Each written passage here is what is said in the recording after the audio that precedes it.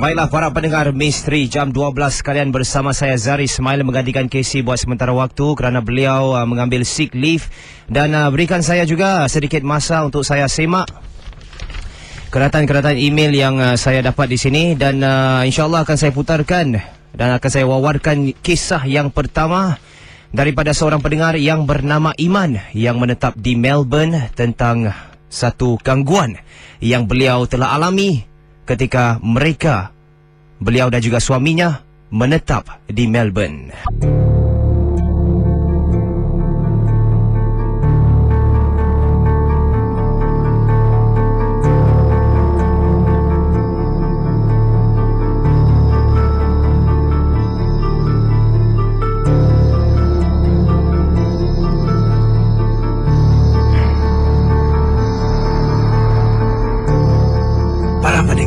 Misteri jam 12. Anda bersama saya Zari Ismail dan kini akan saya bacakan sebuah kiriman SMS daripada Iman.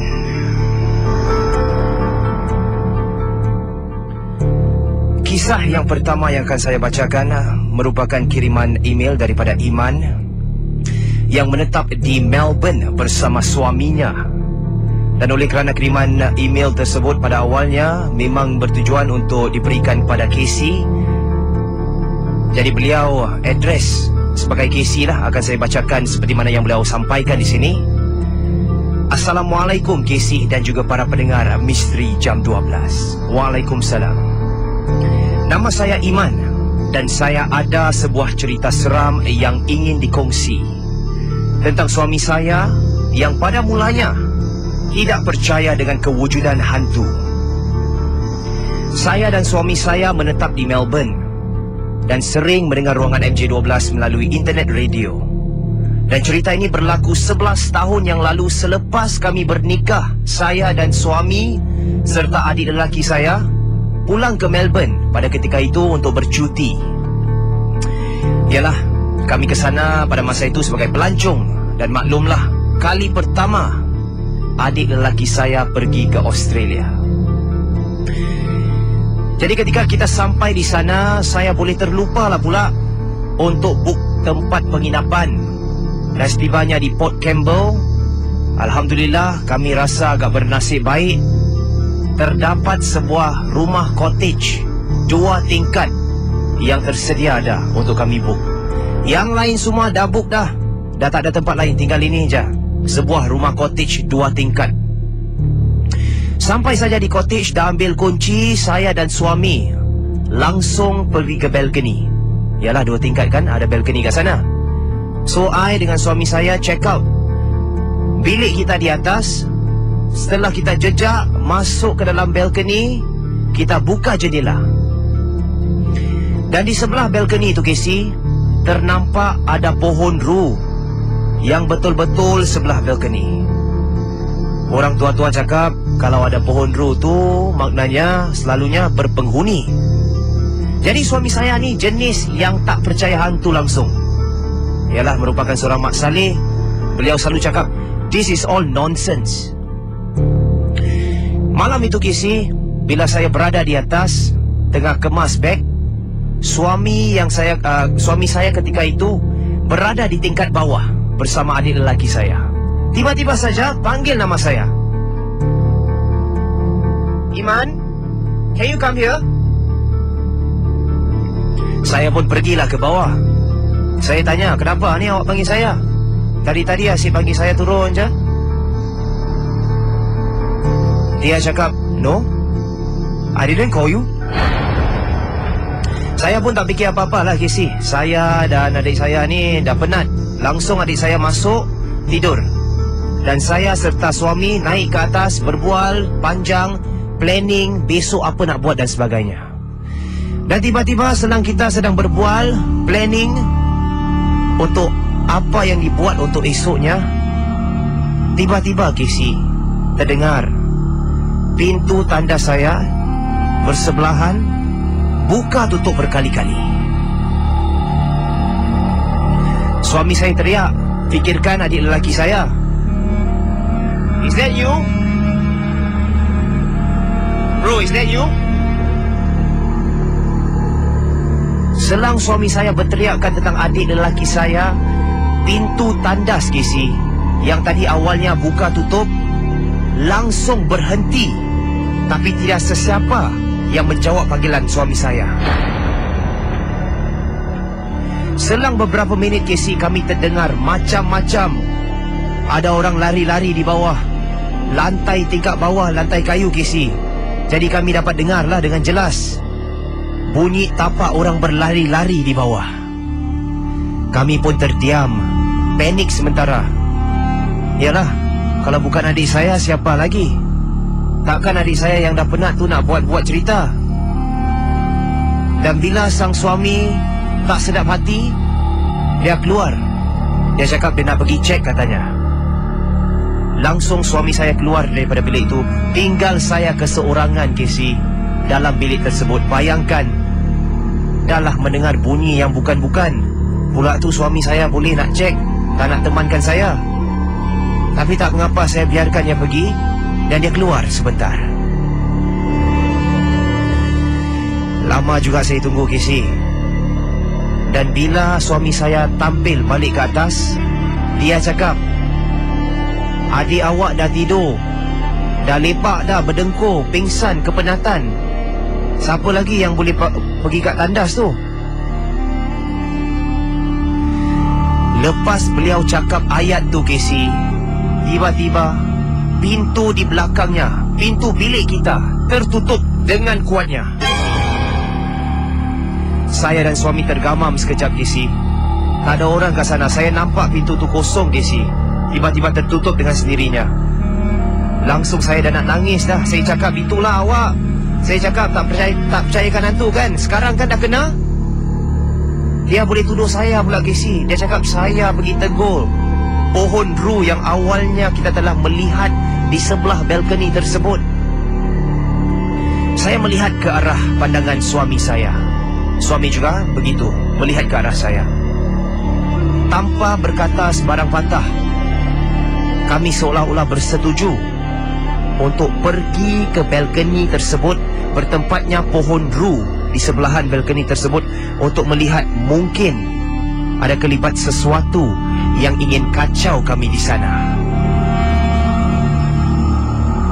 Perlahan-lahan kami menuju ke arah balkoni tersebut Casey. Kaki saya ni dah lemah dah. Dah lemah habis. Suami saya dapat lihat raut wajahnya walaupun menunjukkan seperti berani. Tapi saya kenallah sangat suami saya. Dalam hati itu saya rasakan mesti berdegap-degup jantungnya. Ketika kami melangkah keluar balkoni Casey, saya dan suami saya terus saja cuba menjenguk ke arah pohon tersebut.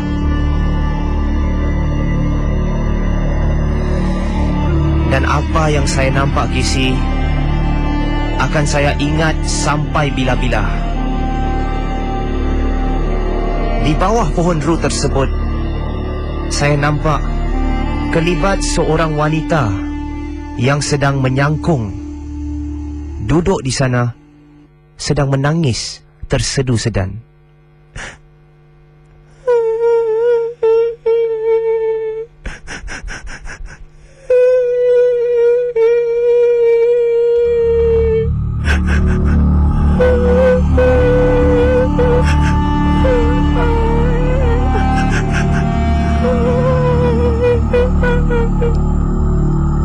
Sumpah Casey, saya pun macam nak nangis sama apabila terdengar dan melihat kelibat itu.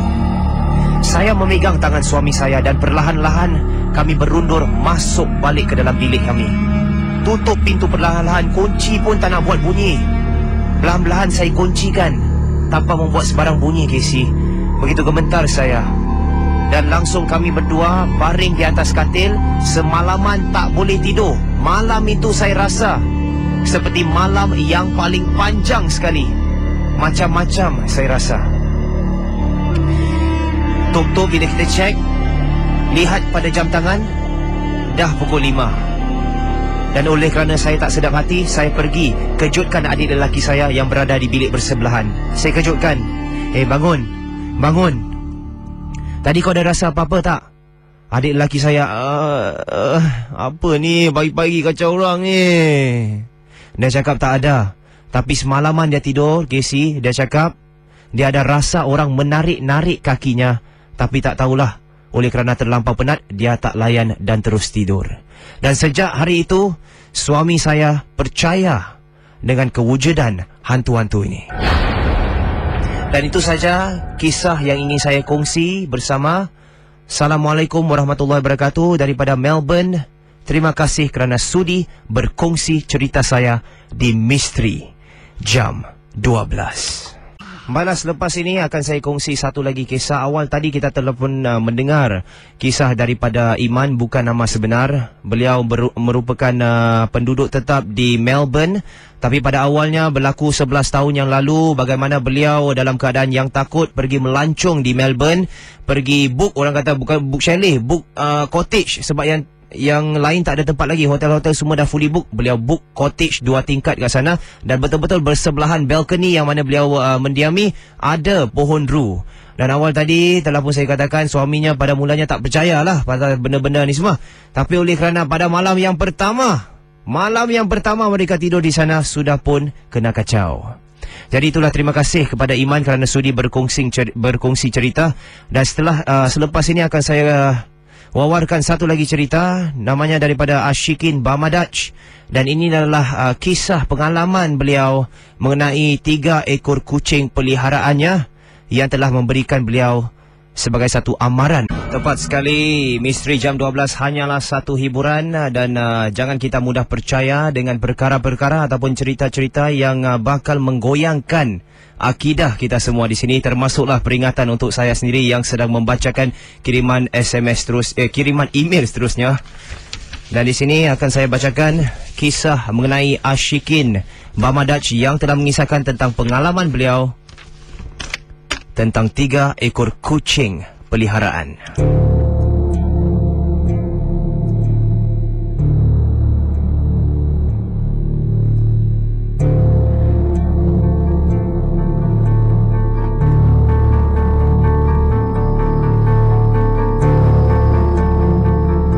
Malah para pendengar Misteri Jam 12 sekalian, tentu sekali ramai di antara kita juga ada kucing peliharaan. Dan berapa banyak kali juga pernah kadang-kala kucing kita ni melihat ke arah sesuatu yang kita tak nampak, melihat ke arah sesuatu yang ibarat ada kat sana dalam rangkanya, tapi bila kita melihat tak ada apa-apa.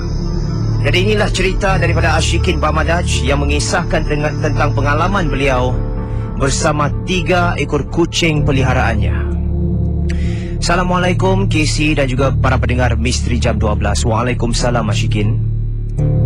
Saya pernah teringat ibu saya pernah mengatakan bahawa darah pengantin adalah darah manis. Saya iakan sajalah. Tak percaya sangat, saya jenis ni orang susah nak percaya. Tapi saya tak begitu fahamlah akan apa yang ibu saya ni sebenarnya maksudkan. Cerita ni berlaku 2 minggu sebelum saya mendirikan Mahligai. Saya bersama kakak, adik dan abang ipar baru aja kemas rumah. Pada jam tu dah 3 pagi dah kita habis kemas rumah.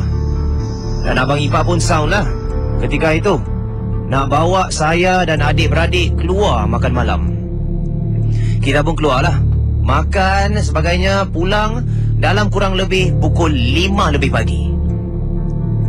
Jadi bila kita pulang ni, sebelum nak buka pintu tu, kita beri salam. Assalamualaikum. Kakak, adik dan abang ipar saya masuk dulu. Tinggal saya keseorangan kat sana dekat pintu. Entah kenapalah Casey, pada malam tu saya tak masuk juga. Dan ketiga-tiga kucing saya yang pada ketika itu berada dalam rumah datang menghampiri pintu. Kucing saya ni manja Casey. Selalunya kalau saya balik, mereka akan datang kat saya, ngiau nak manja lah. Jadi saya selalu akan usap-usap kepala. Tapi pada hari ini lain sedikit. Apabila ketiga-tiga kucing saya tu dah datang menghampiri, dia tahu orang ada kat luar, dia tahu orang empunya rumah tu ada kat luar, dia datang. Dan seperti mana yang saya telah katakan tadi, selalunya mereka akan mengiau lah, bermanja-manja depan pintu. Tapi pada kali ini tidak. Pada kali ini kucing-kucing saya tu berdiri, dan pandangan mereka tu bukan ke arah saya, tapi ke arah seolah-olah satu benda yang berada di belakang saya. Hai, meremang bulu rumah saya. Yang lain tu dah masuk, kakak adik ipar semua dah masuk, tinggal saya kesorangan. Dahlah diri seorang dengan 3 kucing, tengok benda kat belakang, saya pun tak tahu apa. Saya tak berani toleh kat belakang, Casey. Saya pastikan kucing-kucing saya ni tengok benda yang betul. Saya kah benda kat belakang? 2 ekor kucing saya tu yang pada ketika itu ada kat sana langsung terus bunyi apabila melihat dan menjenguk-jenguk di pintu ruang tamu tu. Mereka berdiam saja. Saya nampak kepala mereka tengah sembunyi tu. Mereka diam saja kat sana seolah-olah takut, tak nak dekat dengan saya. Dan dengan tidak semena-mena, kucing saya yang lagi satu ni, matanya kiri buta, mengiau sekuat-kuat hati depan pintu.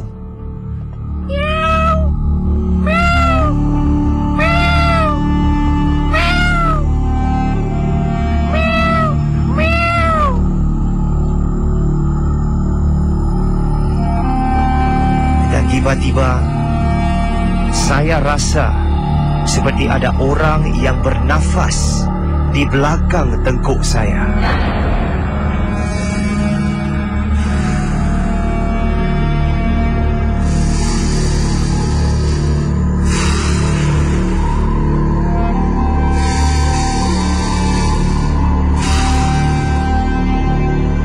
Rasa, Casey, kepanasan, hembusan nafas yang terkena kat tengkuk saya. Bayangkan, setahu saya yang lain dah masuk, tinggal saya seorang saja. Jadi siapa yang hembuskan nafas ni? Saya maintain cool aja, Casey.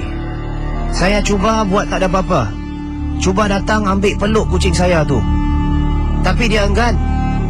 Dia meronta-ronta nak saya lepaskan daripada genggamannya. Dan terus bila dah lepas daripada genggaman saya, langsung sambung lagi mengiau sekuat hatinya di depan pintu saya tu.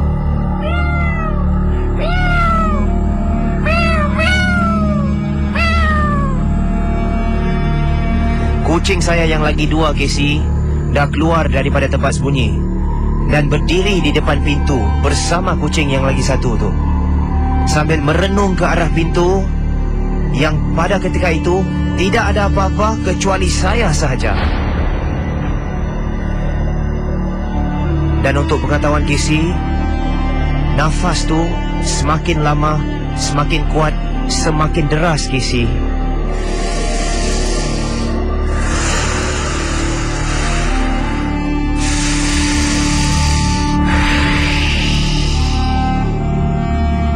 Apalagi saya terus masuk, tutup pintu, cuci kaki, terus langsung saya tidur. Dan Alhamdulillah pada malam itu nasib baik saya, Casey. Benda tu tak ikut saya masuk ke dalam rumah. Jadi itulah kisah saya. Saya tahu tak seseram mana, tapi pada masa tu bayangkan awak baru balik rumah pada pukul 5 pagi, dah lah sunyi sepi neighborhood tu. Kakak ipar, abang ipar semua dah masuk, tinggal saya kesorangan. Kucing-kucing tu boleh berikan petanda macam itu. Siapa yang tak badi, Casey? Terima kasih kerana sudi berkongsi cerita saya, Ashikin Bamadaj. Baiklah para pendengar, misteri jam 12 sekalian, itulah dia kisah daripada Ashikin Bamadaj yang merupakan penggemar kucing. Ada 3 ekor kucing peliharaannya. Dan saya pasti, walaupun saya tidak memiliki seekor kucing, saya pernah mendengar cerita seperti Ashikin ni. Memang banyak kalilah pernah mendengar daripada rakan-rakan yang mengatakan kucing mereka tu sebenarnya boleh melihat sesuatu ataupun jelmaan yang mungkin anda tidak boleh lihat. Dan kadang-kadang mereka simpan kucing ni sebagai satu petanda awal, satu petanda untuk memberikan amaran sekiranya ada sesuatu yang ada dalam rumah ataupun di luar rumah. Dan mungkin anda selaku penggemar kucing yang sedang mendengar Ria 897 FM ni mungkin dapat berikan kiriman SMS yang mungkin anda pernah melalui satu perkara yang sama seperti Ashikin Bamadaj, dan mungkin dapat berkongsi bersama saya di sini mengikut formatnya. Club KLUB, jarak nama anda, jarak pengalaman anda, dan hantarkan ke 72346. Dan akan saya kongsi lagi satu kisah pendek sebelum saya mengambil panggilan pada hari ini. Ya, saya akan mengambil panggilan walaupun ramai di antara pendengar Misteri Jam 12 bilang saya, dah standby ke belum? Are you sure kau nak ambil panggilan? Rabak tau. Tapi tak mengapa, saya akan cuba memberanikan diri untuk memberikan penghargaan kepada Casey yang pada ketika ini sakit, dan tentunya saya ingin memberikan yang terbaik agar anda tidak, orang kata tu, melepaskan rindulah di Casey. Jadi saya akan memutarkan sebuah lagu sambil menyimak kembali kisah yang ketiga yang akan saya bacakan sebentar lagi. Ini adalah kisah pendek daripada kiriman daripada Syawal, seorang pendengar Ria 897 FM yang juga seorang peminat MJ12. Kisah Syawal mengenai pengalaman beliau di perkhidmatan negara akan kita dengarkan selepas pesanan dan lagu ini. Malah para pendengar Misteri Jam 12 sekalian, anda bersama Zahar Ismail menggantikan Casey yang sedang mengambil cuti sakit pada hari ini. Dan awal tadi saya pun telah mewawarkan bahawa kisah ini merupakan hasil kiriman email daripada Syawal yang ingin menceritakan pengalaman beliau sewaktu di perkhidmatan negara. Cerita ini amat pendek sekali, jadi akan saya mengambil satu panggilan sejurus selepas habis cerita yang akan saya sampaikan ini. Selamat malam Casey, dan juga selamat malam pada pendengar Ria 897. Saya Syawal di sini ingin menceritakan pengalaman saya semasa dalam perkhidmatan negara. Dan waktu NS tu Casey, saya dan budak Cina ni, kawan saya, maaf ya, bukan saya, kawan saya, budak Cina ni, 3 orang ramanya, ada bawa daging hinze masuk ke dalam camp. Yalah, mereka maklumlah orang Cina kan, jadi biasa makan daging seperti itu. Jadi mereka bawa masuk daging hinze masuk ke dalam camp kami. Tapi saya dah ingat sarjan kami ni pernah cakap daging tu tak boleh bawa masuk dalam camp sebab adalah sebab-sebab yang tertentu. Kenapa saya tak begitu pasti sih? Kami masa tu ikut perintah saja, tak tanyalah kenapa pula, bukannya saya makan pun daging tu. Jadi selepas rakan-rakan saya ni yang berbangsa Cina dah selesai makan daging tersebut, langsung diorang tidur. Dan kat dalam bang tu Casey ada 2 pintu, dan kedua-duanya saya lock dari dalam Casey. Memang tabiat saya begitulah. Kalau orang nak masuk perlu ketuk pintu. Bukan apa, saya pun takut juga. Takut-takut ada benda lain yang masuk. Jadi pada pukul itu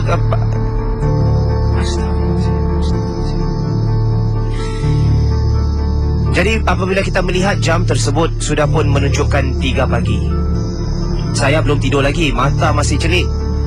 Rakan-rakan saya semua dah tidur. Entah macam mana dalam pukul 3 pagi gitu Casey, dalam bang saya ni ada bunyi anjing menyalak kuat.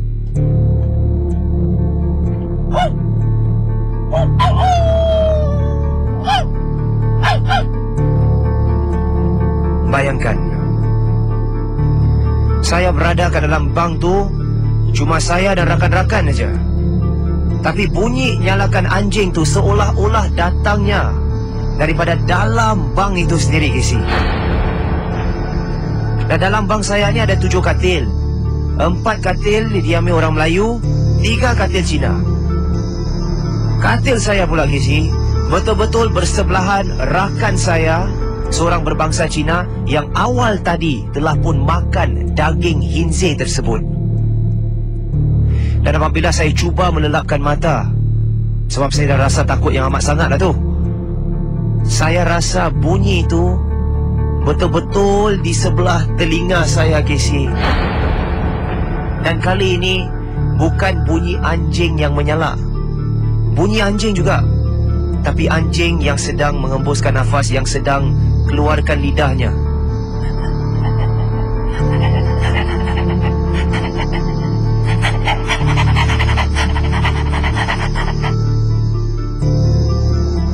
Bunyi tersebut, Casey, betul-betul saya dengar di sebelah kanan telinga saya, berdekatan. Walaupun saya tak dapat rasa hembusan nafas binatang tersebut, saya masih dapat rasakan bunyi yang begitu dekat dengan telinga saya. Kalau saya nak kasih anggaran, ibarat 5 cm aja daripada jarak telinga saya tu saya dengar.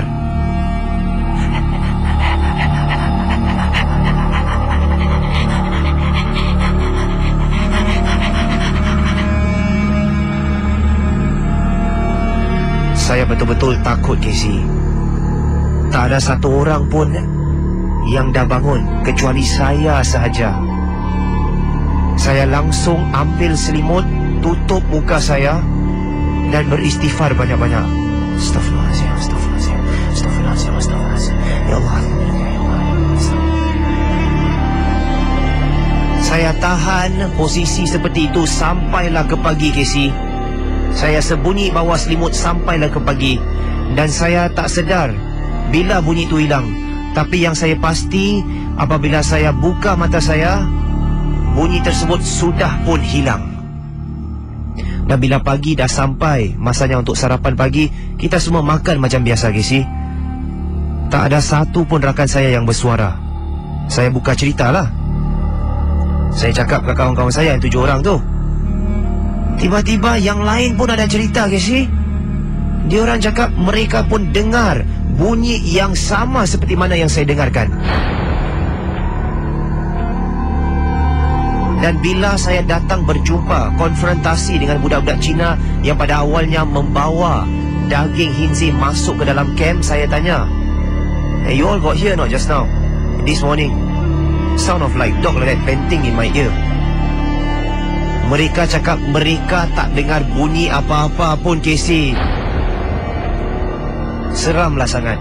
Jadi itu cerita pendek saya daripada Syawal yang telah belum melalui pengalaman di Perkhidmatan Negara. Jadi terima kasih kepada Syawal kerana sudi berkongsi kisah mengenai Perkhidmatan Negara anda.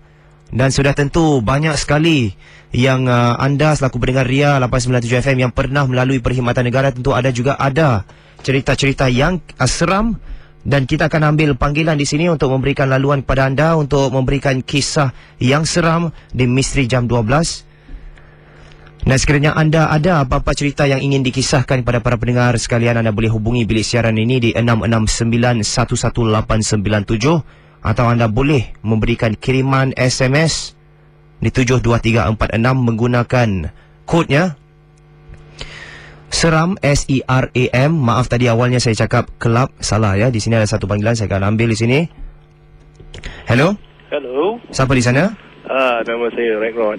Okey, Rek Rod, ada kisah seram yang ingin diceritakan kepada para pendengar? Ini berlaku waktu memang Perkhidmatan Negara saya juga. Sama juga lah. Anda Perkhidmatan Negara kat mana ni?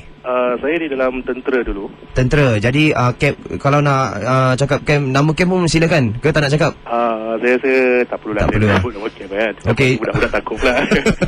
Okey, silakan. Saya akan putarkan muzik andanya. Standby ya. Okey, silakan.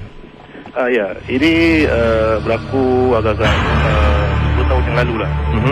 Waktu tu saya pun baru juga masuk NS. Jadi waktu itu saya menjalani latihan dalam hutan, tapi hutannya saya tahu sebut di mana lah.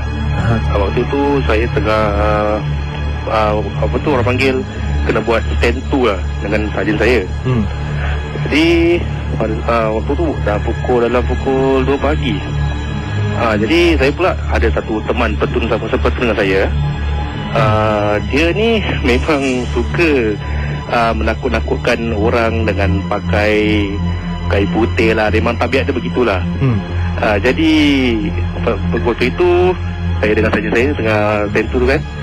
Jadi saya tak nampak di satu sudut pokok ni ada satu benda ni yang macam gula-gula lah sedang berdiri.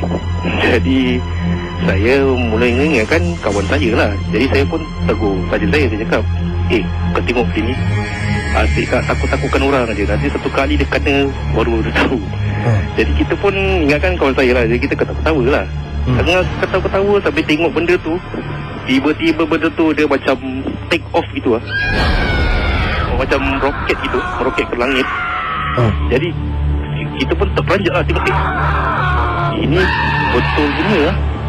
Jadi saya pun cakap lah, aku rasa baik kita pack ini tembak machine gun ni pun kita bawa masuk base lah. Habis saya pun okey lah, tak boleh ingat lagi, angkat barang terus bawa balik base lah. Jadi selepas itu kita tengah relax, tengah isap rokok gitu.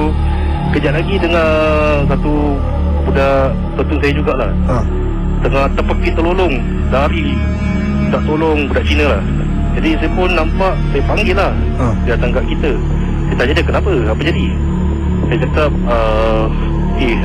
help me, got something chase me. Saya tanya dia, what chase you? Dia cakap ada body bag. Saya cakap body bag apa? Dia cakap yang itulah, yang macam orang Islam gini-gini. Dia ada describe lah macam benda tu. Jadi saya pun cakap, okay, never mind, you sit down here, you rest for a while lah. Muka memang pucat. Jadi saya cakap, actually just now we also saw it, that's why we come back to base. So never mind, you just rest for a while lah. Tapi budak tu betul-betul takut lah. Jadi saya dengan saja saya, kita cuma mampu kita baca lah apa-apa kita tahu kan, apa surah kita tahu. Dan saya pun beri budak Cina tu air lah untuk minum, untuk menolong dia pulih lah balik semangat dia kalau boleh lah. Okey, itu cerita anda? Ya, saya. Okey, Remrod, nak tanya sikit. Apabila anda melalui pengalaman tersebut, anda melihat budak Cina tu seolah-olah seperti terpekik terlolong, dia dalam keadaan apa tu? Dalam keadaan terasuk ke masih dalam keadaan sedarkan diri? Tak, dia tengah lari. Oh, dia tengah lari? Dia berlari tu. Dia macam seolah ada benda kejar dia lah gitu. Tapi kita tak nampak lah belakang dia apa. Cuba dia dah lintang pukang kan lari, sampai dia punya rifle pun nak keluar. Jadi saya nampak dia tu kan, saya terus pekik nama dia, saya panggil lah. Dia pun toleh, dia nampak saya dengan sarjan tengah duduk kan, dia pun datang kat kita. Tapi dia bukan dalam kerasukan, dia macam ibarat macam kena kejar sesuatu lah. Dan juga anda melihat dan bila anda melihat kelipat macam body bag tu yang anda lihat tu, lepas tu dengan kejadian beliau tu, dekat ke jauh? Okey, yang masa saya nampak tu, dia punya jarak tu antara yang tempat saya service station tu dengan benda tu berdiri, agak-agak dalam 15 meter gitu. 15 meter. Dia tengah diri kat pokok. Okey, baiklah. Terima kasih Remrod kerana sudi berkongsi cerita. Saya dengar kat sini pun seram juga. Okey, bye-bye. Dan juga sekiranya anda juga ada cerita-cerita kisah seram yang ingin anda berkongsi bersama kami di sini di Misteri Jam 12, anda boleh berbuat sedemikian dengan menghubungi bilik siaran kami di 669111897. Akan saya kongsi satu lagi kisah. Ini adalah kisah mengenai seorang murid bekas pelajar sekolah menengah di Dover.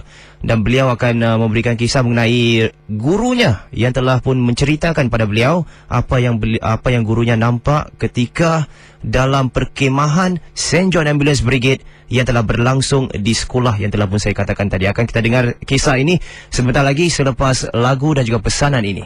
Benar sekali, setiap kisah yang saya putarkan di sini dan saya wawarkan di sini hanyalah satu hiburan, dan ini hanyalah kita anggap sajalah untuk kita berhibur bersama sambil nak temani kat anda kan di sini.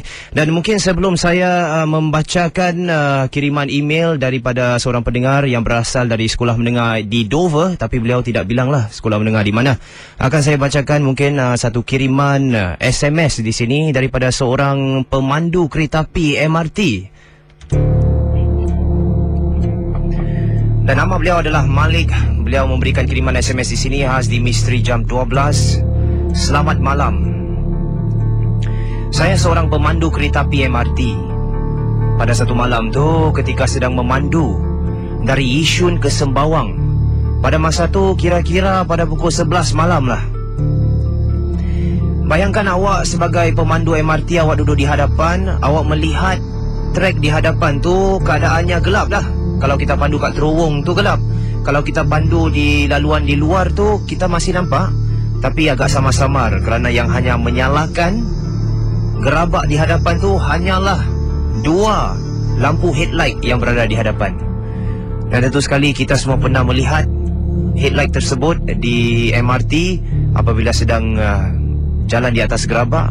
Dan begitulah keadaan Malik di sana, berada di dalam tempat pemandu MRT pada pukul 11 malam, lalu di daerah kawasan Yishun ke Sembawang. Dan para pendengar Misteri Jam 12 sekalian, sekiranya anda seorang yang pernah naik MRT itu, anda bayangkan perjalanan daripada Yishun ke Sembawang. Kalau saya masih ingatlah, sekarang saya naik motor kan. Kalau berapa tahun yang lalu bila saya naik MRT itu, laluannya tu banyak dengan rimba-rimba hutan di sebelah kiri dan kanan. Dan tak silap saya, Yishun di sebelah kanan tu ada tasik di sana. Dan begitulah keadaan Malik dalam keadaan yang gelap gelita. Last train katanya pukul 11 malam lebih. Saya ternampak di hadapan gerabak saya, di hadapan tengah-tengah landasan saya ternampak satu lembaga putih. Pada mulanya lembaga tu nampak kecil dari jauh, jadi saya ingat burung putih lah. Tetapi semakin dekat, lembaga itu seperti berbentuk seseorang, Casey. Saya panik kerana selaku pemandu saya perlulah menekan brek kecemasan. Saya tekan brek kecemasan. Dalam pada itu saya tekan juga horn kereta api. Dan pada saat itu, ketika saya menekan brek kecemasan dan juga horn kereta api, benda yang awal tadi saya maksudkan tu terbang ke atas, hilang dari pandangan. Saya beristighfar, penat saya. Penat bukan apa, penat takut, menggeletar seluruh badan saya. Dan pada ketika itu, kereta api itu berhenti di tengah-tengah landasan. Saya rasakan mungkin penumpang saya terpinga-pinga, kenapa lah saya berhenti kat tengah-tengah landasan ni. Saya pun mulalah gerakkan kereta api itu. Dan alangkah terperanjatnya, ketika saya nak mulakan gerakkan kereta api itu, saya ternampak Kak Pun sedang berdiri di luar, betul-betul di sebelah pintu pemandu. Dan anda bayangkan, saya selaku pemandu, di hadapan ada windscreen, di sebelah kiri dan kanan ada pintu siap dengan tingkap bercermin. Saya ternampak kelibat Kak Pun di sana. Saya tak pandang dua kali dah, saya terus pecut ke Sembawang. Macam mana kereta api itu boleh jalan laju, saya jalankanlah. Dan selepas itu saya dapati daripada orang lama yang bekerja di tempat tu, yang bekerja dengan sama tempat, mereka mengatakan tempat itu memang keras. Sekian, terima kasih kisah daripada Malik mengenai tugas beliau ketika sedang memandu MRT.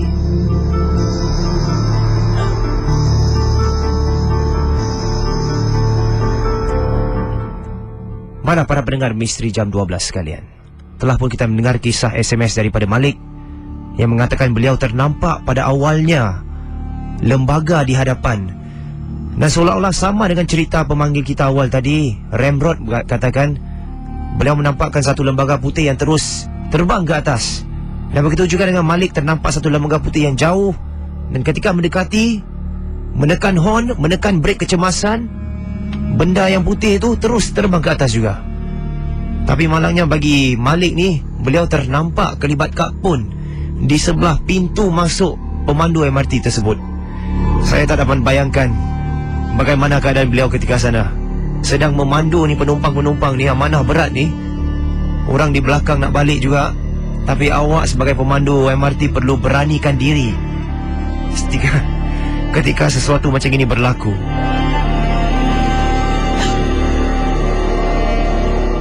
Baiklah para pendengar Misteri Jam 12 sekalian, akan saya sambung cerita yang telah saya janjikan awal tadi.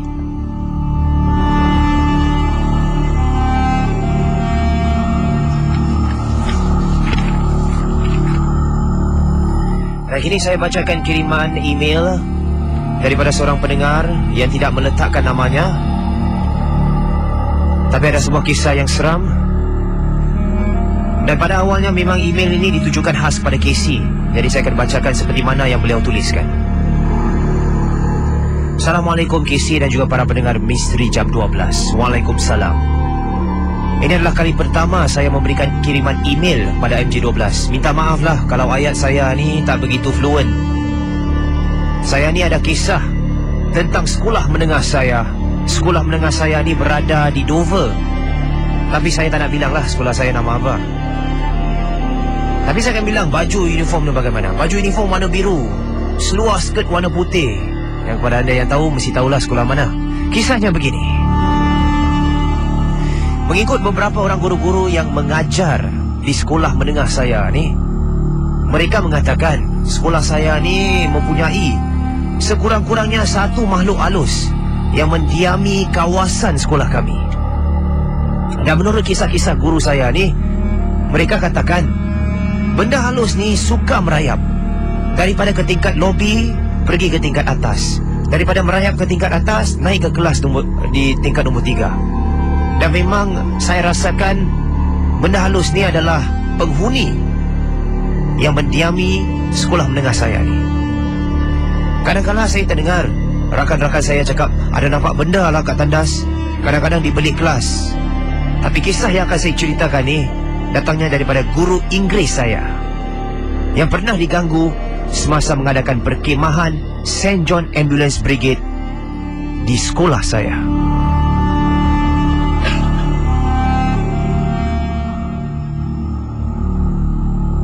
Guru Inggeris saya ni merupakan teacher in charge lah untuk St. John Ambulance Brigade. Pada malam itu, beliau dan juga satu lagi guru bertugas untuk menjaga dan menemani partisipan-partisipan untuk perkhemahan St. John Ambulance Brigade. Saya nak bilang ni Kisi, dalam keadaan yang dalam keadaan yang gelap sekolah saya ni, ketika pukul 9 malam sudah pun gelap, OM kita, Operation Manager kita akan mematikan switch-switch lampu. Yang dia buka hanya kelas-kelas yang mana para partisipan akan menggunakan untuk tidur sahaja. Yang lain semua dia matikan. Save electricity katanya. Dan apabila sekolah saya ni berada dalam kegelapan, kalau anda berdiri di koridor dan melihat pemandangan, seram sangat. Betul, saya cakapkan. Kalau anda lihat banyak pohon-pohon yang ada di bawah, koridor-koridor semua lenggang, tak ada orang, lengang. Dan gelap pula. Dan apabila anda berdiri keseorangan melihat ke arah koridor yang gelap, anda akan berasa takut. Kerana maklumlah, kelas-kelas pun tak ada orang. Yang ada cuma kerusi meja je, Kisi. Jadi apabila partisipan-partisipan perkhemahan St. John Ambulance ni dah pun ditempatkan dalam bilik kelas mereka, lampu dah tutup, partisipan semua lights out, pukul 11 malam, guru saya kata. Dah habis, dah berikan mereka kesempatan untuk tidur. Guru Inggeris saya minta excuse lah pada rakannya. Okay, you take care of the boys I want to do some marking lah in the staff room. Begitu beliau katakan kepada rakannya. Jadi guru yang pertama langsung standby untuk menjaga di koridor. Tapi guru Inggeris saya pula Kisi masuk ke dalam staff room yang pada ketika itu kosong, tiada orang dan dalam kegelapan. Beliau mengatakan beliau cuma menghidupkan satu lampu yang directly di atas kepalanya. Itu saja yang beliau hidupkan dalam suasana staff room yang ada di sana. Jadi anda bayangkan para pendengar Misteri Jam 12, saya juga merupakan seorang guru Inggeris juga. Dan apabila saya pulang daripada tempat pekerjaan dalam pukul 6 ataupun pukul 7 malam, apabila saya matikan lampu, selalunya saya lah yang akan matikan lampu. Keadaan akan begitu gelap, begitu seram sekali. Dan saya dapat membayangkan bagaimana guru Inggeris tersebut boleh memberanikan diri untuk masuk ke dalam bilik staff room dan cuba untuk mark buku-bukunya di dalam. Semasa beliau sedang memeriksa buku-buku karangan berseorangan di dalam bilik, beliau duduk di dalam kubikel Kisi. Sebelahnya ada lagi satu kubikel milik seorang guru matematik. Pada ketika itu guru matematik tersebut tidak ada bertugas lah, jadi kosong tempatnya. Dan sekiranya anda dapat bayangkan, dalam kubikel itu ada meja, sebelah meja ada kerusi plastik, kerusi komputer orang katakan, yang beroda. Apabila dihidupkan lampu tu Kisi, directly di atas kepala guru Inggeris saya, di sebelah kanan tu kerusinya ada di sana. Boleh nampak lah, kira lighted jugalah. Jadi beliau mulakan tugasnya tanpa berfikir panjang. Dan dalam kurang lebih sejam beliau marking bukunya, tiba-tiba beliau terdengar satu bunyi di sebelah kanan beliau.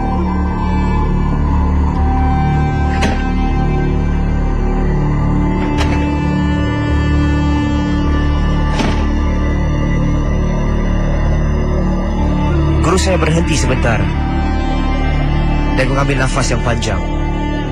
Beliau tahu tempat tu keras, tempat tu angker. Dan beliau dapat fikir bahawa itu bunyi kerusi plastik yang sedang berada bersebelahan dengan beliau. Beliau mengambil nafas yang panjang, menghela nafas yang panjang dan sambung marking. Konon-konon tak mau melayan lah. Sebab orang tua-tua kata kalau kita layan, kalau kita tegur, benda tu semakin menjadi. Tapi ini tidak. Kerusi itu makin berbunyi lagi. Dan pada ketika ini lebih dahsyat bunyinya.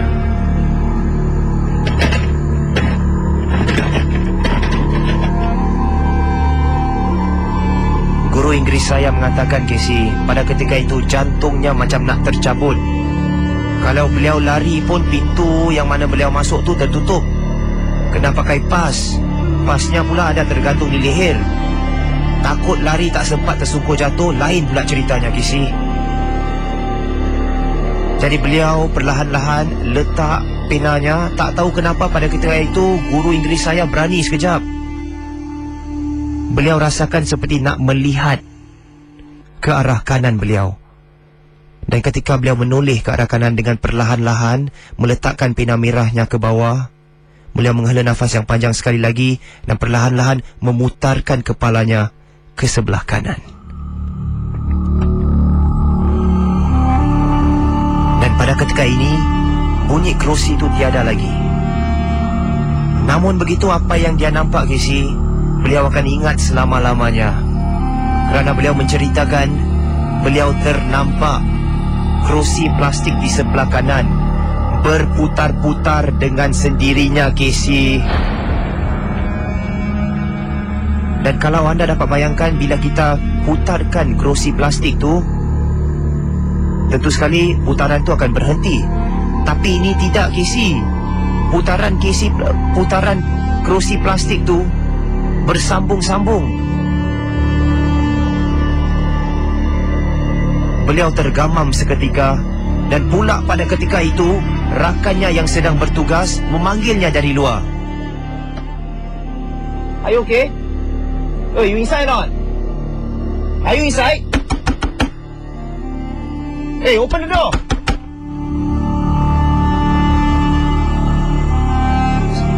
Guru Inggeris saya seolah-olah terpukau melihat kerusi itu berputar. Tapi apabila terdengar suara daripada rakannya di luar, dia seolah-olah terbangun daripada pukauannya dan memberanikan diri untuk melangkah ke pintu tersebut dan membukanya. Langsung rakan guru saya menanyakan, apa yang dah jadi, apa yang kau nampak, asal kau berpeluh ni, pucat semacam. Dan beliau mengatakan, I cannot tell you here, I cannot tell you here. Let's go to the corridor, let's go to the boys, let's go to the boys. I talk to you down there more safe, we've got a lot of people. Jadi itulah cerita guru Inggeris saya ketika beliau melangsungkan perkhidmatan St. John Ambulance Brigade dan ketika beliau keseorangan di dalam staff room. Terima kasih kerana sudi memberikan saya ruang untuk bercerita tentang kisah sekolah menengah saya.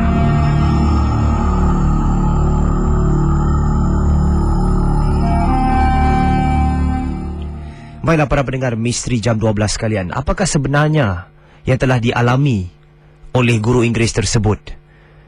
Dan ketika membacakan email ini, saya juga kerap kali membayangkan bagaimana keadaan saya sekiranya saya berada dalam keadaan beliau sedang duduk marking kan. Selalunya last to leave lah orang katakan, bukan kerja keras. Banyak benda nak mark sebenarnya. Jadi sedang mark tu bila toleh ke arah kanan, bukan saja mendengar kerusi yang tak berpenghuni tu bergerak dengan sendirinya, tapi apabila beliau melihat ke arah kanan, kerusi komputer tu berputar-putar dengan sendirinya. Saya tak dapat bayangkan sama ada saya pingsan ataupun tidak dalam keadaan itu.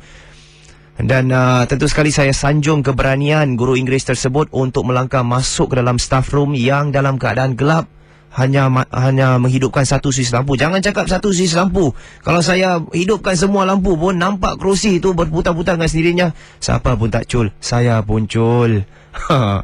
Baiklah, mungkin saya akan mengambil satu panggilan di sini untuk memberikan ruang anda memberikan cerita seram serta misteri anda di Misteri Jam 12 ini. Hello? Hello? Hello, Ustaz. Subhanallah, subhanallah. Baiklah, saya akan ambil satu lagi panggilan. Baiklah para pendengar sekalian, saya ni kurang semangat ya. Tolong jangan ganggu saya ketika saya on air ni. Saya sedang memberanikan diri untuk cuba membacakan sebanyak mungkin, dan sekiranya anda ada cerita seram, harap dapat berikan yang sepenuhnya ya. Hello? Hello. Hello, sampai di sana? Nama saya Alia. Okey Alia, ada kisah seram yang ingin anda wawarkan kepada kami semua Alia? Ada. Okey, ini kisah mengenai apa ni Alia? Okey, ni sebenarnya terjadi pada my datuk saudara. Dekat seberang tambak lah. Oh, di seberang tambak. Saya. Jadi anda ni daripada mana ni? Daripada seberang tambak juga ataupun di Singapura? Tak, saya Singapura. Oh, okey. Pasal masa tu saya pergi honeymoon, saya balik, kira saya balik kampung lah. Di KL. Jadi datuk saudara saya ni ceritakanlah apa yang terjadi pada keluarga dia pada masa tu. Okey, sebelum itu Alia, kita akan dengar para pendengar Misteri Jam 12 kisah Alia mengenai datuknya akan kita dengarkan sebentar lagi. Saya nak bukan apa, saya nak mainkan muzik sikit. Jadi ada feel lah. Okey, silakan Alia, cerita seram anda. Okey, datuk saudara saya ni, bapa mentua dia ni baru meninggal dunia pada masa tu. Jadi yang tinggal kat hospital tu cuma bapa mentua, cuma datuk saudara saya dan isteri dia lah. Pasal daripada hospital tu nak balik kampung tu quite far lah. Jadi nak kena naik ambulans dalam masa 3 jam baru sampai kampung tau. Pula dia punya kampung tu macam dekat tengah-tengah sawah bendang. Jadi bila diorang naik ni ambulans, diorang masuk tu kampung, gelap gelita tu Azhar. Jadi macam bila diorang dah diturunkan jenazahnya tu, dia punya ambulans punya attendant tu terus macam dengan automatik lah, dengan lincah diorang terus drive off tau. Pasal gelap tau tempat dia.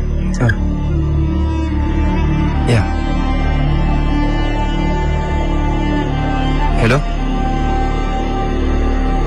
Hello Alia?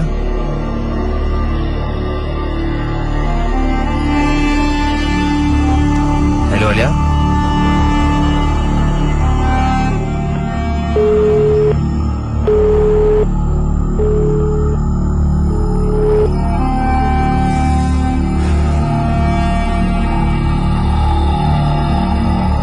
Malah saya akan mengambil satu lagi panggilan di Misteri Jam 12 ini.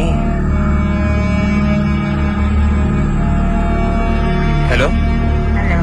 Siapa di sana? Ini Salvia dekat sini. Aha. Nak cerita kisah dalam 5 tahun yang lepas lah. Silakan Salvia. Boleh saya cerita sekarang? Aha. Naik teksi daripada Jurong Kecil. Ya. Waktu tu kita tahan teksi tu, tak ada orang tau. Dia punya lampu yang hijau, tak ada orang kan, dia buka lampu hijau kan. Dah tahan tak ada orang. Habis driver taksi tu buka radio lagu lama-lama lah. Tapi dia peramah, macam kita orang pun peramah lah, berbual dengan dia kan. Lepas tu daripada Jurong Kecil tu dia ikut jalan Ulu Pandan tu. Nak dekat sampai camp Mami tu kan. Dah sampai situ, macam mana nak ada perempuan tau kat dalam teksi depan tau. Duduk depan. Habis macam kita orang terperanjat lah kan. Habis buka dalam waktu putih tu, kita orang dalam beg tu kita orang pakai. Habis kita orang try tengok kat cermin kan, kita duduk kat belakang. Kita ikut line dia tau. Yang perempuan kat depan tu lah, kita tak ikut sebelah driver. Kita duduk sebelah tempat yang duduk depan sebelah dia tu. Tengok muka dia tak ada tau. Dia rambut dia panjang, baju dia gila hitam, rambut dia panjang macam ikut kuda gitu. Tapi rebin dia merah. Habis kita orang nak tanya tau dengan driver teksi, passenger kau ambil tadi tak ada kan? Nak tanya gini. Tapi berfikir balik tau. Kalau lah aku tanya, buatnya bendanya pusing. Muka kalau cantik tak apa kan? Kalau mukanya hodok kan, kita orang itu masalah kat situ kan. Habis si driver tu katnya dah dikasih nampak tau. Sampai Tanglin Hall, radio yang dekat tadi tu kan, dia dah tutup kan. Tu habis dia duduk, dia punya driver dah sengit tau. Habis dalam hati ya kan, drivernya dah nampak tau, dah dikasih nampak tau. Dia sampai kat Masjid Sterling Road ni, waktu ni kita orang boleh masuk Melling Street tau. Dia terlupa dan dah takut kan, dah baca-baca benda tu tak nampak terus. Tapi tak rumah tak naik tau. Sekali waktu ni rumah kat bawah Sterling Road ni semua nak pecah tau. Sekali kita orang dah ketakutan, dah panggil dia berhenti sini. Kau tengok kan nak belok Melling Street sini lah kan. Dah hati tu dah kedeput-kedeput. Habis terus terjalan kat sini. Kat sini pula alamat dah sampai kat situ. Alamat flat ni semua dah pecah, kosong. Terpaksa dia dekat driver ni, sampai sini kau berhentikan aku kan. Habis Sal pun tak tengok harga tu berapa tau. Tengok kereta kanan kiri kasi dia RM10 kan. Terus naik tangga, tinggi-tingginya tangga ni. Kita orang jalan ke. Orang tu bilang kalau kita balik kan, jangan tu masuk pintu, terus jalan kelanjatkan gini. Kali laki kita orang tunggu kat atas bukit ni lah. Tunggu panggil Sal. Kita orang signal tangan gini tau. Tapi kita orang jalan menonong ke sana. Kita gosan balik, terus kita masuk beli air. Habis dia tanya, kenapa muka saya pucat ni kan? Abang diam gini. Masuk bilik mandi dah cuci muka, dah rendam ke air, baju semua kan. Kita duduk dah minum air semua. Kita tengok muka kita lain macam. Baru kita ceritakan gini tau. Tapi nasib baiklah masa yang driver tu kan, apa terjadi kita pun tak tahulah. Masa Sal turun dekat Sterling Road bawah ni, dia mesti ada kat dalam taksi tu tau. Pas dah driver tu, kepala dia tak bergerak tau. Terjauh gini. Memang dia wanita tu, mesti tu mak pun lah tu. Baiklah, terima kasih Cik Salbia. Terima kasih. Dan sekali lagi terima kasih kepada Cik Salbia kerana sudi meluangkan ataupun berkongsi cerita seram yang mana beliau telah menaiki teksi. Dan dalam menaiki teksi itu, walaupun sekiranya anda tahan teksi, di sebelah atas tu ada dia punya indikasi sama ada it's hired ataupun masih boleh naik. Tapi ketika Cik Salbia tu nak naik teksi tu dalam keadaan yang available lah. Dah masuk dalam, tiba-tiba jumpa pula kat depan dia seperti ada kelibat seorang wanita yang duduk bersebelahan dengan driver teksi tersebut. Tapi driver teksi tersebut seolah-olah tak perasan.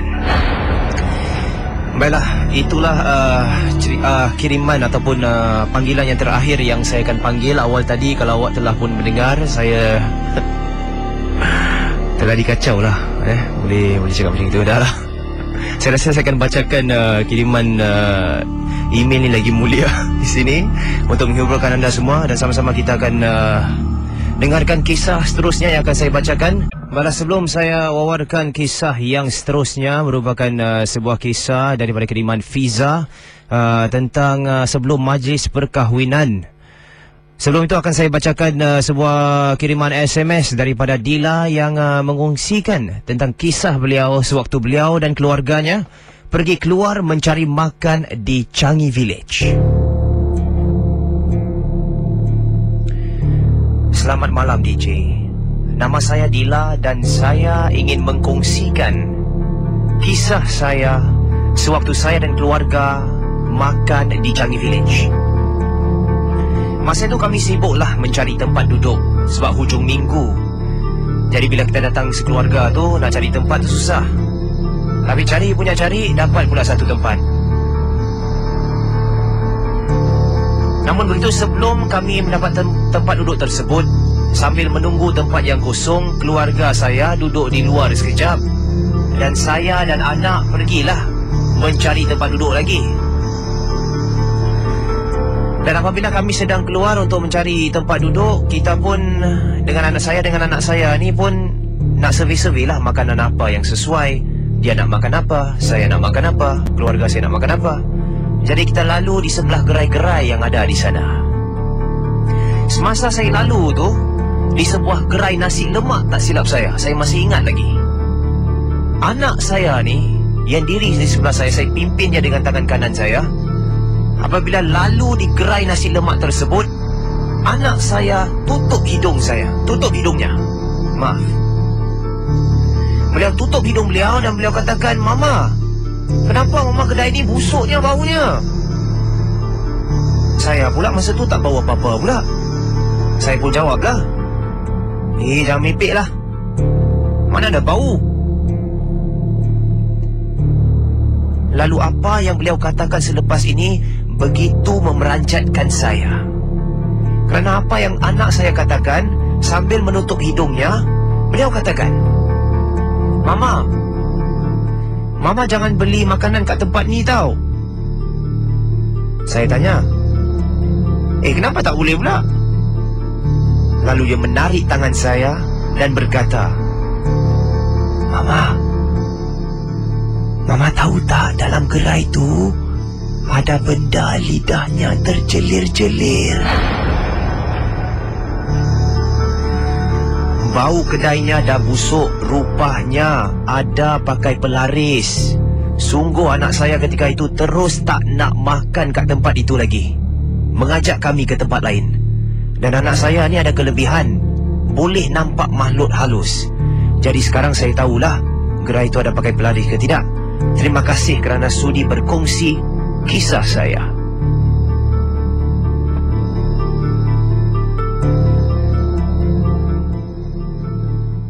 Malah terima kasih kepada Dila kerana sudi memberikan kisah anda melalui SMS. Dan para pendengar Misteri Jam 12 sekalian, pernahkah anda juga melalui perkara yang sama seperti Dila? Saya tahu saya pernah sekali ni saya lalu di sebuah kedai. Bukan saya ternampak lah, saya ni tak dikurniakan, Alhamdulillah tak dikurniakan menampak kelibat makhluk halus ni. Namun begitu, saya tahu sebelum kedai ni melangsungkan perniagaannya, selalunya mereka akan membakar kemenyan-kemenyan ni, seolah-olah untuk memanggil makhluk ni datang untuk melariskan apa yang beliau jual. Jadi itu yang saya tahulah. Yang kurang arif tu sila betulkan saya lah. Baiklah, akan saya bacakan kiriman email yang telah pun saya janjikan awal tadi. Dan kiriman email ini datangnya daripada Cik Fiza. Assalamualaikum KC dan juga para pendengar Misteri Jam 12. Nama saya Fiza dan saya sekeluarga gemar mendengar NJ12. Dan saya rasa saya nak berkongsi pengalaman yang kami dan juga saudara mara yang lain lalui di rumah makcik kami. Bukan hanya sekali kejadian aneh yang berlaku di rumah ni. Kawasan rumahnya berlaku dah berapa kali dah. Tapi saya akan merumuskan semua kisah ni dalam satu email. Ceritanya bermula begini. Pengalaman yang pertama, sewaktu arwah pakcik meninggal kira-kira 12 tahun yang lalu, di malam hari beliau dikebumikan, beberapa saudara mara termasuklah adik saya sendiri pada ketika itu berada di dalam rumah. Dan apabila mereka sedang berehat, ternampak arwahnya seolah-olah sedang menonton televisyen.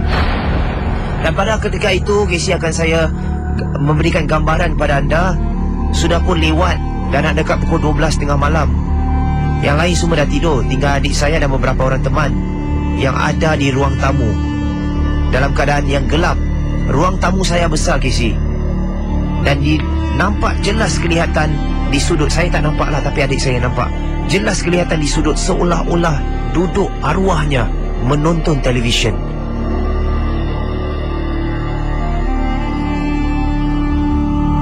Dan untuk pengetahuan sekalian, arwah tersebut berada dalam keadaan yang masih lagi berkafan. Itu adalah penampakan yang pertama yang saya alami 12 tahun yang lalu. Dan dalam masa yang sama, selang beberapa hari, terdapat satu lagi kisah. Kakak saudara saya pula, pada ketika ini baru balik daripada pasar yang malam lah. Pada ketika itu NTUC kan buka malam. Datang membawa beg-begnya, tunggu di bawah lobi, nak naik atas lift.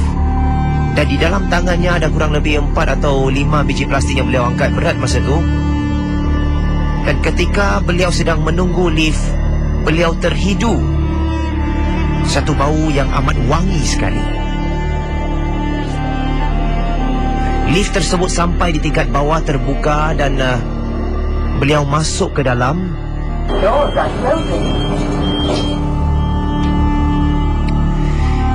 Dan belum sempat beliau menekan butang, apabila beliau masuk ke hadapan, masuk ke dalam lift tu, bayangkan apabila anda masuk ke dalam lift, anda berhadapan dengan dinding lift. Tapi apabila beliau menoleh ke arah belakangnya, melihat ke arah pintu lift, ternampak di hadapannya seorang nenek tua bongkok duduk di tangga yang berhadapan dengan lift. Pada masa itu beliau berasa amat takut sekali melihat kelibat seorang nenek tua ni dalam keadaan bongkok duduk di hadapan tangga, merenung tajam ke arahnya. Nenek tua tersebut tak senyum, mukanya amat serius, merenungnya dengan tajam, meremang bulu roma beliau. Adik saya cepat-cepat naik ke atas, menekan butang lift, sampai saja ke atas tercungap-cungap. Saya sampai tanya, apa pasal ni? Apa pasal? Tak ada. Tadi nampak nenek.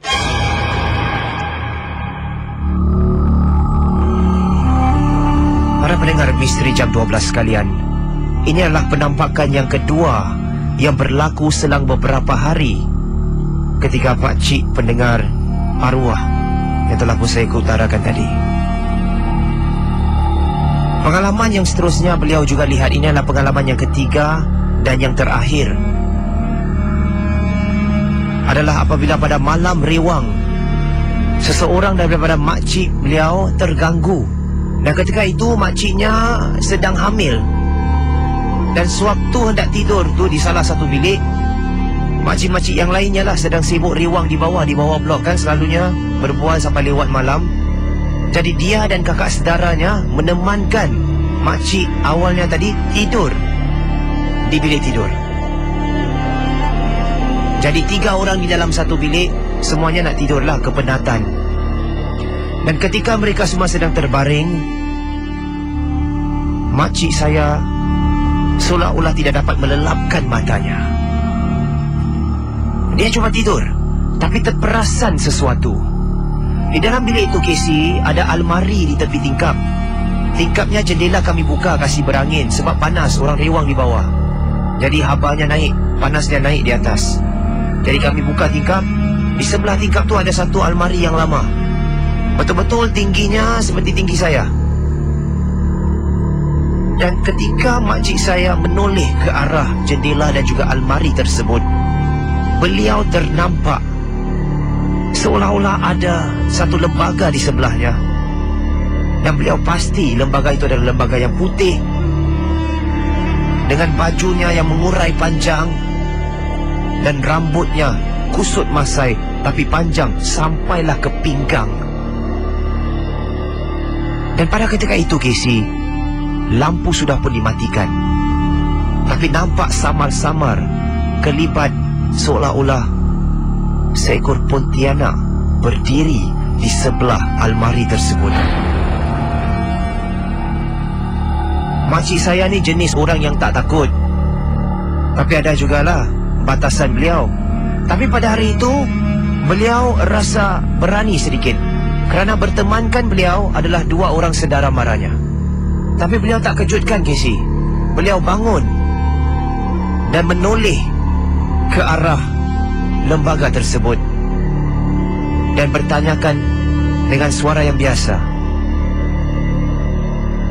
"Kau buat apa kat sini? Jangan kacau aku, boleh tak? Ini 2 saudara mara aku. Tolonglah. Besok kita nak kahwin. Ada majlis kat sini. Jangan kacau lah." Namun begitu, apa yang makcik saya lihat pada ketika itu, beliau menceritakan beliau tidak akan dapat melupakan. Sebab kelibat pontianak tersebut membalas kata-katanya, Casey. Dan sekiranya dapat saya menaipkan apa yang beliau katakan adalah, pontianak tersebut sekadar memandang ke arahnya, tersenyum, ketawa.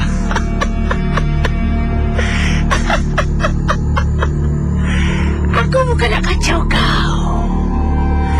Aku cuma nak buat kawan.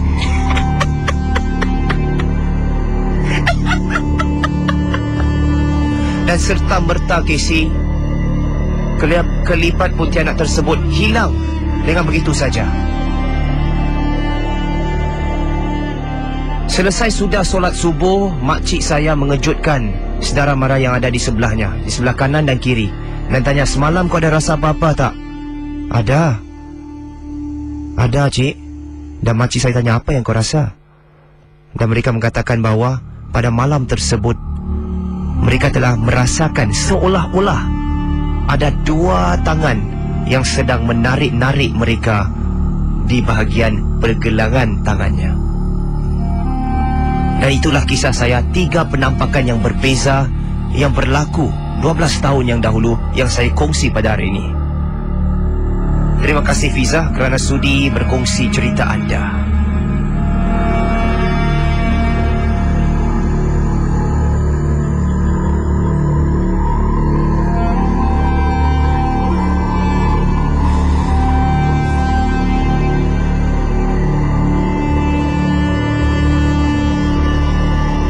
Para pendengar Misteri Jam 12 sekalian, kisah yang terakhir adalah daripada Fiza yang menceritakan tentang 2 buah kisah yang berbeza. Satunya apabila arwah pakciknya meninggal, ada kenduri di bawah. Lagi satu, dalam keadaan rewang selang beberapa hari, ada saudara maranya yang ingin berkahwin, juga berlaku penampakan. Dan adakah benar seorang yang akan berkahwin tu merupakan orang katakan istilah darah manis? Kerana seperti mereka yang ada dalam cerita ini, saya juga akan melangsungkan perkahwinan saya dalam kurang lebih November. Jadi mungkin sekiranya anda ada apa-apa nasihat yang ingin diberikan kepada saya, bolehlah lungsuri laman Facebook Ria dan meletakkan pendapat anda. Apakah sebenarnya benar orang yang ingin berkahwin ini darahnya manis, dan mungkin ada apa-apa nasihat yang ingin diberikan seperti orang seperti saya. Kerana saya rasa terkesanlah apabila saya bacakan cerita-cerita yang telah pun dikirimkan secara email maupun merupakan SMS kepada para pendengar Misteri Jam 12 sekalian.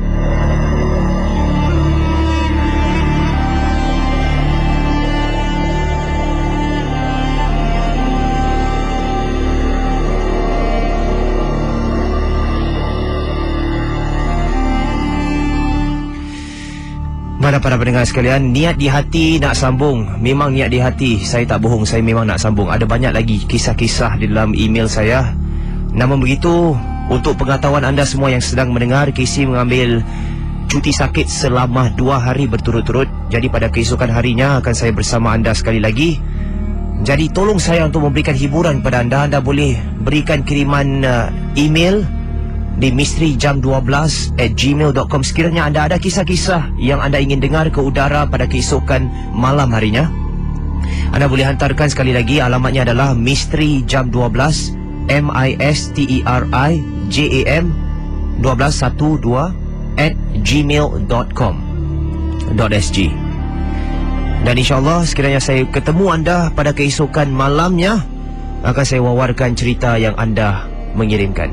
Baiklah, nampaknya sudah pun pukul jam 2.05 malam. Dan sekali lagi dalam keadaan konti yang kosong, masih lagi berdegap-degup. Sebenarnya cuma saya perlu lebih memberanikan dirilah untuk memberikan kisah-kisah nak lagi efektif. Sebenarnya boleh, bukan tak boleh, boleh dalam keadaan yang pagi tu. Kalau tengah pagi, tengah petang tu, kalau saya nak baca kisah-kisah seram ni boleh. Tapi kalau nak rekod tu, orang kata live element je tak ada. Jadi bila baca kat jam 12 tengah malam ni sampailah ke larut 2 pagi ni, atmosfer dia berbeza. Anda sebenarnya dapat mendengar sendiri kualitas suara saya. Anda boleh mendengar pernafasan saya, bagaimana saya berkumit-kamit dan sebagainya. Ini adalah sesuatu yang tidak saya mereka-reka. Memang saya seorang yang sedang terkesan dengan cerita-cerita yang anda akan sampaikan di Misteri Jam 12. Jadi sekali lagi terima kasih kepada anda yang telah pun memberikan kiriman email maupun memberikan kiriman secara SMS. Dan akan saya jumpa anda pada keesokan harinya. Jangan lupa, selepas ini kita layankan insomnia pula kepada mereka yang tak boleh tidur. Baiklah, sebuah lagu daripada Malik dan M. Nasir. Saya ni memang minatlah pada mereka berdua. Lagu Mantra Beradu akan menemani saya sambil saya packing up ni. Dan kepada anda yang telah mendengar, selamat malam dan jangan pandang belakang.